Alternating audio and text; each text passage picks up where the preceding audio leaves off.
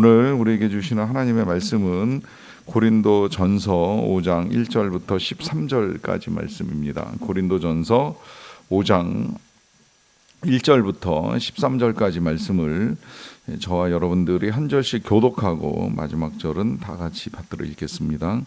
너희 중에 심지어 음행이 있다 함을 들으니 그런 음행은 이방인 중에서도 없는 것이라 누가 그 아버지의 아내를 취하였다 하는도다.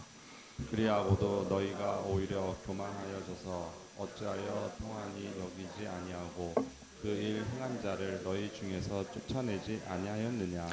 내가 실로 몸으로는 떠나 있으나 영으로는 함께 있어서 거기 있는 것 같이 이런 일 행한 자를 이미 판단하였노라. 주 예수의 이름으로 너희가 내 영과 함께 모여서 우리 주 예수의 능력으로 이런 자를 사탄에게 내 주었으니 이는 육신은 멸하고 영은 주 예수의 날에 구원을 받게 하려 함이라. 너희가 자랑하는 것이 옳지 아니하도다. 적은 누룩이 온 덩어리에 퍼지는 것을 알지 못하느냐. 너희는 누룩 없는 자인데 새 덩어리가 되기 위하여 묵은 누룩을 내버리라. 우리의 유월절 양 곧 그리스도께서 희생되셨느니라. 이러므로 우리가 명절을 지키되 묵은 누룩으로도 말고 악하고 악기의 찬 누룩으로도 말고 누룩이 없이 오직 순전함과 진실함의 떡으로 하자. 내가 너희에게 쓴 편지에 음행하는 자들을 사귀지 말라 하였거니와 이 말은 이 세상에 음행하는 자들이나 탐하는 자들이나 속여 빼앗는 자들이나 우상 숭배하는 자들을 도무지 사귀지 말라 하는 것이 아니니 만일 그리하려면 너희가 세상 밖으로 나가야 할 것이라. 이제 내가 너희에게 쓴 것은 만일 어떤 형제라 일컫는 자가 음행하거나 탐욕을 부리거나 우상 숭배를 하거나 모욕하거나 술 취하거나 속여 빼앗거든 사귀지도 말고 그런 자와는 함께 먹지도 말라 함이라. 함께 있는 사람들을 판단하는 것이야 내게 무슨 상관이 있으리요마는 교회 안에 있는 사람들이야 너희가 판단하지 아니하랴. 같이 읽겠습니다. 밖에 있는 사람들은 하나님이 심판하시려니와 이 악한 사람은 너희 중에서 내쫓으라. 아멘. 어제 우리가 함께 나눴던 말씀은 우리가 세상의 이제 소금이다라고 하는 말씀을 예수님이 해주셨고요. 또 돌아오는 주일에는 이제 세상의 빛이다라고 하는 말씀을 우리가 함께 읽게 됩니다. 이 세상의 소금, 세상의 빛이라고 하는 이 말씀 속에 이제 여러 가지 의미가 들어 있는데 그 가운데에는 우리가 세상에서 살아가지만 그러나 이제 세상과 똑같은 삶을 살 수 없다라고 하는 이제 의미에서 말씀하셨다라고 하는 건 틀림이 없습니다. 세상과 더불어 살아갈 수밖에 없는 인생입니다. 뭐 나중에도 말씀드리겠지만 세상을 떠나 살 수 없다는 건 이제 사도 바울도 말씀하시고 또 그건 하나님도 원하시는 일이 아니지요. 그런데 세상에서 산다고 하더라도 세상 사람들과 다 똑같은 모양으로 이제 살아갈 수는 없습니다. 왜냐하면 세상은 불의하고 악하기 때문입니다. 우리 교역자들이 금요일에 묵상을 한 것들을 이제 가지고 나누면서 한결같이 동의하고 결론을 내린 것 중에 하나는 우리가 앞서 읽었던 창세기에 나오는 사람들이나 또 이제 읽고 있는 이 고린도 전서에 나오는 사람들이나 크게 다르지 않다는 거예요. 어떻게 보면 참 안타깝습니다. 이 창세기 예수님 이전에 이제 사람들이고 고린도 전서는 예수님 이후에 더군다나 이 고린도 교회 사람들은 예수님을 믿는 사람들인데 예수님을 믿는다라고 하는 이름을 가지고 이 고린도에 모여 있는 사람들과 창세기에 등장하는 사람들의 행태가 뭐 크게 다르지 않는 걸 이제 보게 되는 거예요. 그래서 참 인간은 힘들구나. 이 하나님의 구원과 은혜가 아니면 과연 살아갈 수 있는 인간이 있을까 할 정도로 이 오랜 전 사람들이나 주님이 오시고 난 이후에도 이제 별반 다르지 않다는 사실을 보게 되는데요. 그만큼 이제 우리가 이제 불의하고 부정하다라고 하는 것인데 이것이 세상의 모습인데 그 모습을 가지고 우리가 이제 교회에 왔고 교회에서 예수님을 알게 되고 예수님을 믿었는데 그 이후에도 그렇게 살아갈 수는 없지 않겠느냐라고 하는 것까지 이제 연결이 돼야 하거든요. 그런데 안타깝게도 사도 바울이 들었던 이 고린도 교회의 소식은 이제 세상하고 크게 다르지 않은 이제 성도들의 모습을 이제 듣게 된 거예요. 앞으로도 계속 여러 가지가 나오겠습니다만은 그 중에 하나가 이제 오늘 본문에 나와 있는 그대로 이 음행한 이제 사람의 소식을 들은 것인데 그 음행이 다른 어떤 것이 아니라 아버지 아내와 관계를 가진 이제 사람의 이야기입니다. 이게 상식적으로 처음에 이제 읽을 때는 이해가 안 되는 것이 아버지 아내 이게 어머니하고의 이야기야 하실 수 있겠지만 어머니는 아닌 것 같고요. 일반적인 해석은 이제 계모하고의 관계를 가진 아들의 이야기라고 보시면 될 터인데 뭐 그것이 친어머니이건 계모이건 어찌되었건 이거 세상에서도 흔하게 일어나지 않는 일이 교회를 다니는 성도에게서 일어나고 있는 일이 되었고 그 일이 더 이제 안타까운 건 이제 그런 죄악을 저지른 성도가 교회 안에 이제 들어와서 버젓하게 신앙생활을 하고 있다는 것입니다. 이러한 소식을 이미 이제 사도 바울이 모르고 있었던 것이 아니고 이미 들었던 소식이기 때문에 이 신학적으로 보게 되면 고린도전서 앞에 먼저 보낸 편지가 있다는 것으로 이제 여겨져요. 오늘 그 표현도 이제 이 본문 속에 들어 있는데 그래서 그 편지가 이제 일반적으로 신학교에서 이야기할 때는 고린도 전전서다 이제 이렇게 표현하면서 고린도 전서와 구분된 편지를 보냈던 것으로 이제 이야기를 하는데 그 고린도 전전서에서 사도 바울은 이미 그렇게 음행하는 사람이나 뭐 우상을 숭배하는 사람이나 이제 이런 사람들과는 사귀어서는 안 된다라고 하는 이제 표현의 편지를 보냈던 거예요. 보내는 이유는 일단 여기에 이제 죄의 속성을 사도 바울이 정확하게 알고 있는 것이죠. 이 죄라고 하는 거는요, 처음에 거룩하고 신실한 사람에게 있어서는 근접하기 어려운 이제 문제가 됩니다. 그런데 죄는 한번 물꼬가 트이면 그 다음부터는 이게 이제 쉽게 정당화되고 반복되고 합리화된다는 거예요. 여기에 이제 죄의 무서운 속성이 있죠. 죄는 성장합니다. 처음에 우리의 삶에 들어올 때는 말씀과 똑같이 작은 씨앗처럼 들어오는데 이 씨앗이 우리 안에서 자라가게 될 때에는 엄청난 이제 전염력을 가지고 전파되는 속도가 있어요. 제가 그래서 토요일에 선교팀 첫 모임에 이제 이 강의를 할 때에도 그런 부탁도 드렸어요. 선교지 가서 나쁜 이야기 입 밖으로 내지 말라. 선교지에서 선교하다 보면 뭐 선교사님이든 목회자든 함께 사역하는 우리 동역자 교인들이든 하다 보면 내 마음에 안 드는 모습 보일 수 있는데 그 모습 보고 입 밖으로 한번 내기 시작하면 열심히 선교를 하면서 은혜를 받는 사람들도 시험에 빠지고 나쁜 생각이 퍼져나가면서 선교팀 전체가 이제 이 하나됨을 잃어버리고 하나됨을 잃을 때는 능력도 상실한다는 말씀을 드렸잖아요. 이제 그런 일들이 얼마든지 일어날 수 있으니 이 죄의 전염력, 죄의 전파력을 우리가 인식하고 절제할 필요가 있다라고 하는 이제 말씀을 드리는 겁니다.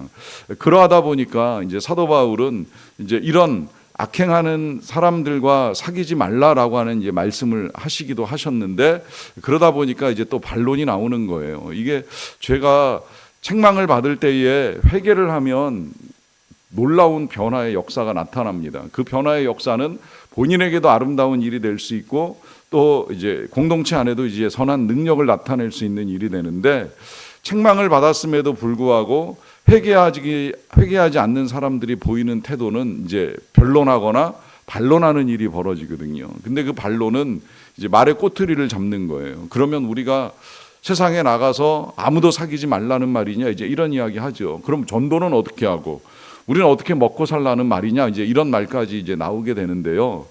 여러분 그리스도인이 세상에 나가서 세상에 사는 사람들과 살아가는 것 이 자체가 잘못된 거 아닙니다. 그렇게까지 생각을 하신다면 정말 불신자들하고 많이 사귀고 전도하세요. 저는 그거 막지 않습니다. 그게 바람직한 빛의 역할이고 소금의 역할입니다.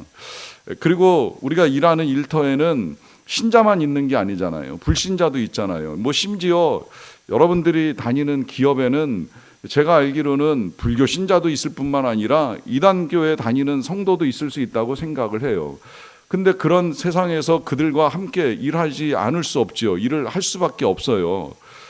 다니엘 같은 성도도 이방 땅에서 이방신을 섬기는 왕 밑에서 총리 역할을 합니다. 그 때려치고 나올 수 있겠습니까? 못 나오지요. 중요한 건 거기서 신앙을 지켜나가는 거예요. 그들이 우상 만들어 놓고 우상 앞에 절하라 했다고 해서 똑같이 절하면서 우상을 섬기는 것이 아니라 거기서 죽을 각오하고 하나님을 믿고 하나님을 섬기는 것이 믿음이고 세상 속에서 살아가는 사람들의 모습이어야 된다는 것이죠. 그러하기 때문에 이걸 비유해서 배가 물 위에 떠 있기는 하지만 그 물이 배 안으로 들어오게 할 수는 없잖아요. 그러니까 배를 지켜나가야 하는 거예요. 근데 이 배라고 하는 것이 이제 개인으로 볼 때는 우리의 마음을 지키기 위해서 세상에 물들지 아니하고 세상의 가치나 세상의 풍조에 따라서 살아가지 않는 것이 맞습니다. 이제 그래서 제가 어제도 말씀을 드리는 중에 세상 방식으로 낭비하고 과소비하고 하는 이런 방식을 따라갈 필요는 없다고 말씀을 드리는 거예요. 그런데 그렇게 이제 살아가는 삶은 개인에게 있어서도 개인의 영혼의 배에 세상의 물이 들어오지 않도록 막아내는 일도 중요하지만 이 공동체의 배 안에 우리가 한 배를 타고 신앙의 여정을 가는 사람들이라고 봤을 때에 우리가 한 배를 타고 가는 사람들인데 그 배를 타고 가는 중에 이렇게 이제 세상 물결을 들어오게 만드는 사람이 있을 때 어떻게 해야 되느냐라고 하는 질문이 나올 수밖에 없습니다. 놀랍게도 그 질문에 대한 오늘 사도 바울 말씀의 결론은 내쫓으라는 거예요. 교회 안에서 내쫓으라. 이게 지금 사도 바울을 통해서 주신 하나님의 원리입니다. 이걸 이제 우리 교회 용어로 표현을 하면 이제 출교라고 표현을 하는데요. 이 출교는 제가 보니까 유대교의 전통으로부터 시작이 돼서 교회 안에도 들어왔고 지금도 우리 교단 헌법 뿐만이 아니라 제가 알기로는 대부분의 교단 헌법에는 이 교인들을 다스리는 원리 가운데 한 가지는 책망으로부터 시작을 해서 이 성찬을 배제시키고 더 나아가서는 이제 출교하는 것까지 연결이 되어 있어요. 필요하다면 교회에서 성도들을 내보낼 수 있다는 거예요. 이제 과거에 유대교 사람들이 유대교를 믿지 않은 유대인들이 발생을 하게 되면 특별히 이 기독교인들이 그랬잖아요. 함께 유대교 신앙을 가졌던 유대인들 중에 이제 예수님을 믿는 기독교인들이 만들어지기 시작을 했는데 이 사람들을 이제 출교시켰습니다. 예수님 때부터 그랬잖아요. 그 앞 못 보던 환자가 이제 앞을 보게 되면서 예수님을 따르니까 그 사람을 출교시키면서 그 부모가 자신들도 출교를 당할까봐 우리는 누가 그를 고쳤는지 모른다, 직접 물어보라 하면서 출교를 당하지 않기 위해서 이제 애를 쓰는 모습을 보이는데 이제 그와 같은 이제 출교의 전통을 유대교가 오랫동안 가지고 있다 보니까 이제 이게 교회 안에서도 형성이 되었고 또 그 자체가 교회의 거룩성을 지키는 데 있어서는 이제 굉장히 중요한 역할을 한 거예요. 그런데 여러분 오늘날 교회에서 뭐 재판한다, 출교한다 이제 이런 이야기 뭐 들어보신 분도 계시겠지만 이제 듣기 힘든 이제 시대가 되었는데 그건 이제 상황이 달라져서 저는 그럴 수밖에 없다고 생각을 합니다. 사실 과거에는 이제 사람이 한번 태어나서 그 지역에서 살기 시작하면 그 지역을 옮겨 산다라고 하는 건 상상하기가 쉬운 일이 아니었잖아요. 대부분 그 지역에서 태어나서 그 땅에서 살다가 그 땅에서 죽습니다. 그러니까 그 지역의 묘지에 묻히는 거예요. 그래서 지금도 유럽의 오래된 동네를 가면 뭐 40년을 살았네, 50년, 뭐 80년을 살았네 하는 사람들도 아직 많이 있고요. 꼭 마을 한켠에는 교회와 함께 공동묘지가 있어서 그 땅에서 살다가 그 땅에서 죽어요. 그만큼 이제 거주를 이전하는 게 어려웠었고, 그리고 더하여 이제 이 교회를 옮긴다, 교회를 바꾼다라고 하는 게 굉장히 어려운 일이었어요. 그러니까 교회에서 출교당하는 건 마을에서 출교당하는 거고, 마을에서 출교당하는 건 생존의 모든 발판들을 잃어버리는 일이 되기 때문에 엄청난 형벌이 내려지는 이제 사건이었거든요. 그런데 오늘날 우리 사는 시대에는 이동 하나도 어렵지 않잖아요. 거기다가 교회를 옮긴다, 뭐 여기 한 번 이상 해보신 분들도 계실 텐데 이게 옛날처럼 그렇게 어려운 일은 아니잖아요. 이 교회 못 다니면 저 교회 다니면 되고 그 교회에서 쫓겨나면 다음 교회로 가면 되는 이제 이런 시대에 우리가 살아가고 있습니다. 그러다 보니까 저는 개인적으로 이 출교의 의미가 있나 이제 이런 생각을 할 정도가 되었어요. 하지만 내쫓으라고 말씀을 하시던 사귀지 말라고 본문에서 오늘 말씀을 하시던, 아니면 이 출교가 과연 의미가 있을까라고 하는 의문을 제기하던, 오늘 성경이 우리에게 분명하게 말씀하고 계시는 이 모든 악한 일들에 대한 하나님의 말씀은 11절인데요. 이제 내가 너희에게 쓴 것은, 이제 과거에 먼저 쓴 걸 가지고 말씀하시잖아요. 만일 어떤 형제라 일컫는 자가 음행하거나 탐욕을 부리거나 우상 숭배를 하거나 모욕하거나 술 취하거나 속여 빼앗거든 사귀지도 말고 그런 자와는 함께 먹지도 말라라고 하는 말씀을 하십니다. 자, 여기서 일단 먼저 주목하셔야 될 단어는 어떤 형제라는 표현이에요. 이건 지금 세상 사람들의 문제를 가지고 말씀하시는 것이 아닙니다. 여기서 말하는 형제는 교회 안에서 함께 신앙생활을 하는 공동체 구성원, 교우를 이야기하는 거예요. 그 교우 중에 음행이나 탐욕이나 우상숭배나 모욕이나 술취함이나 속임이나 하는 사람들이 있으면 교제 안 된다는 거예요. 함께 먹지도 말라는 거예요. 심지어 마지막에 아까 말씀드린 것처럼 사귀지도 말고 내쫓으라고까지 말씀을 하십니다. 엄벌을 내릴 것에 대한 부탁을 하고 있습니다. 여러분, 지금 생각해 보면 이게 제가 말씀드린 것처럼 과연 가능할까?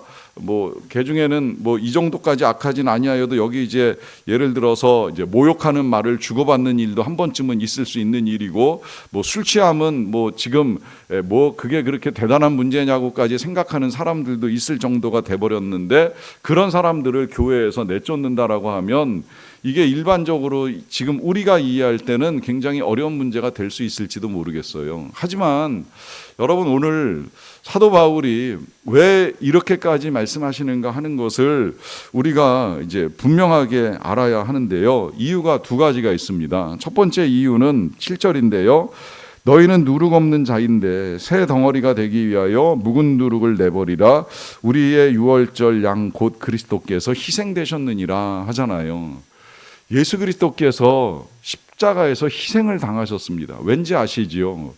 이 죄악 때문인 거예요. 이 더러운 죄악들 때문에 예수 그리스도가 희생이 되심으로 말미암아 우리가 이제 누룩 없는, 다시 말하면 거룩한 하나님의 백성이 되었는데, 그 거룩한 백성으로 살아가기 위하여 묵은 누룩, 더러운 죄악들을 버려야 된다는 거예요. 주님은 희생이 됐는데 우리는 여전히 죄악과 더불어 살아가는 일을 행한다라고 하면 있을 수 없다는 말씀을 해주시는 것이지요. 거기에 더하여서 8절에서 또 하나의 이유를 말씀하십니다. 이러므로 우리가 명절을 지키되 묵은 누룩으로도 말고 악하고 악의에 찬 누룩으로도 말고 누룩이 없이 오직 순전함과 진실함의 떡으로 하자라고 말씀을 하십니다. 명절을 지킨다라고 하는 건 그리스도인의 삶 전체가 늘 명절같이 이제 기쁘고 복된 나날들의 삶으로 연결이 되어야 하는데, 그런 삶을 살고자 한다면, 그런 삶을 지켜가고자 한다면 묵은 누룩, 과거의 더러운 죄악이나 또 현재의 악하고 악의에 찬 죄악들로 우리의 삶을 만들어갈 것이 아니라 오직 순전함과 진실함의 떡으로 우리의 나날들을 기쁘게 만들어 가자는 거예요. 여기에 이제 오늘 주님이 우리에게 당부하시는 결론이 들어 있습니다. 그리스도인은 그리스도의 희생으로 그리스도인이 되었기에 이제는 그리스도와 함께 순전함과 진실함으로 인생을 만들어 가야 돼요. 치리가 있든지 없든지, 재판이 있든지 없든지, 출교가 있든지 없든지, 이제는 우리 스스로 우리 영혼의 배에 세상의 물결이 들어오는 것을 순전함과 진실함으로 막아내고 거룩한 삶을 살아야 합니다. 그래서 우리의 인생의 항해가 하나님의 은혜 가운데 진행되고, 그 항해의 끝에 건너편 언덕에서 우리는 우리를 맞이하시는 주님을 만나게 될 것입니다. 그날의 거룩함과 기쁨으로 예수님을 만나는 저와 여러분 다 되시기를 간절히 축원합니다. 기도하겠습니다. 사랑과 은혜가 풍성하신 아버지 하나님, 감사합니다. 그리스도의 희생으로 말미암아 우리가 누룩 없는 떡, 거룩한 떡으로 이 세상을 살게 하여 주신 은혜를 진심으로 감사드리옵나이다. 참으로 귀한 은혜입니다. 우리의 죄를 도말하시고 이제 거룩한 하나님 나라의 백성으로 살게 하신 은혜가 얼마나 크고 귀한지요. 그런데 그와 같은 은혜를 받았음에도 불구하고 우리가 살아가는 세상에 음행도 있고 탐욕도 있고 욕심도 있고 죄악도 있고 여러 가지 악한 일들이 많이 일어나다 보니까 우리의 영혼의 배에 악한 일들이 침투할 때도 있고, 특별히 공동체 가운데 안에서도 악한 일들이 벌어질 수 있다는 사실을 보게 됩니다. 애통하며 편지를 쓰고 애통하며 기도하셨던 사도 바울과 또 여전히 우리를 위하여 은혜를 베풀어 주시는 하나님의 사랑을 우리가 다시 깨달아 알아 간구하옵는 것은, 하나님, 우리의 영혼이 순전함과 진실함으로 보존되기를 원합니다. 거룩한 하나님 나라의 백성으로 살아갈 수 있게 되기를 원합니다. 세상의 소금으로 세상의 빛으로 세워주신 하나님의 뜻과 목적에 합당하게 이 세상 속에서 우리가 거룩함을 지켜내며 하나님 나라의 아름다운 일들을 이루어 갈 수 있게 되기를 간절히 원합니다. 하나님, 그렇게 하나님의 나라와 하나님의 뜻을 위하여 살아가는 모든 주의 백성들의 삶을 도와주시옵소서. 오늘 하루도 성령으로 충만하게 하시고 성령의 지혜와 능력을 힘입어서 살게 하여 주시옵소서. 세상의 풍조나 방식을 따라 살아가는 어리석은 인생들이 되지 아니하도록 도와주시고, 오직 하나님의 뜻을 따라 살아가는 지혜롭고 거룩한 인생이 될 수 있도록 도와주시기를 간절히 원합니다. 더불어 이렇게 하나님의 나라와 의를 구할 때에 이 모든 것을 더하여 주시겠다라고 약속하여 주신 대로 삶에 필요한 은혜를 내려 주시옵소서. 긴 시간의 투병 끝에 오늘 검사를 받으시는 분께서 이제 깨끗하게 나음을 입었다라고 하는 좋은 소식을 들을 수 있게 하여 주시기를 간절히 원합니다. 또 여러 가지로 어려움 가운데 빠져 있는 우리 교우들의 형편과 사정을 헤아리시고 은혜를 베풀어 주시옵소서. 능력 가운데 도와주시기를 간절히 원합니다. 또 어제 임직식을 통하여서 세움을 입은 우리 교회의 귀한 일꾼들이 이제 세워주신 그 목적과 이유에 합당하게 교회와 성도를 위하여, 무엇보다 주님을 위하여 거룩한 사명을 충성스럽게 잘 감당해 나가는 자들이 될 수 있도록 성령의 기름 부으심으로 함께하여 주시기를 간절히 원합니다. 더불어 이제 우리들은 세상 속에서 주님과 함께 늘 거룩한 일들을 이루어 가는 가운데에 삶에 필요한 것들을 늘 공급받고 염려와 근심을 떨쳐내고 살아가는 평안한 인생들이 다 되게 하여 주시옵소서. 오늘 하루도 주님께서 그렇게 우리와 동행하시고 은혜 베풀어 주실 것들을 믿고 감사드리며 예수님의 이름으로 기도하옵나이다. 아멘.